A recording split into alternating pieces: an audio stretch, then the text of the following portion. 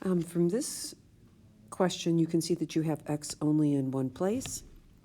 It's only in that power position right there, which means that you would do order of operations backwards to solve. So as I look at order of operations backwards, I see that I have this multiplication that I need to move. So I'm going to divide both sides by 4. And I end up with 5x plus 2 equals 8. Because this x plus 2 is caught up in a power position or an exponential position, then I need to log both sides, and you can choose how you want to log it.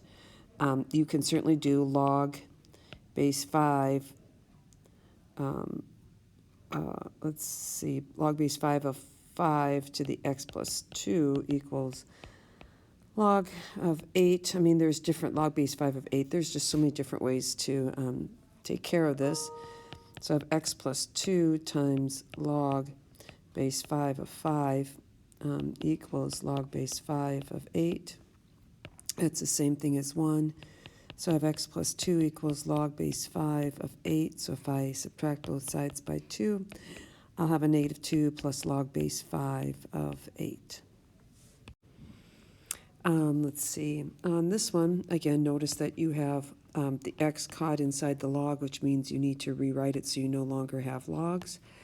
I have a log base 3 minus a log base 3, which means that's division. So now I have log base 3 of x plus 3 divided by 5 equals 2.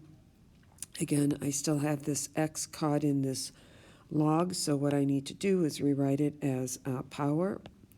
So I would do that kind of loop-de-loop, which means x plus 3 over 5 is equal to 3 squared.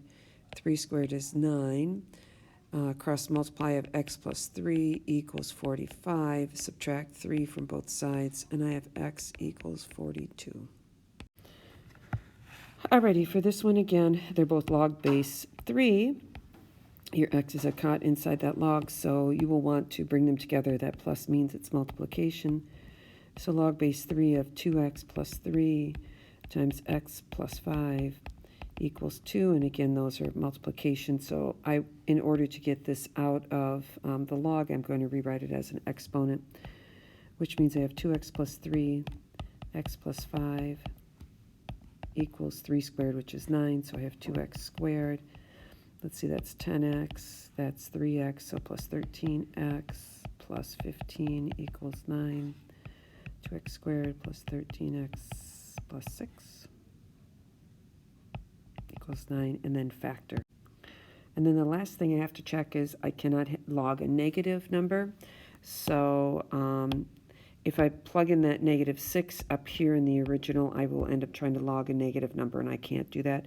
So that's a superfluous answer. So my answer is only x equals negative 1/2.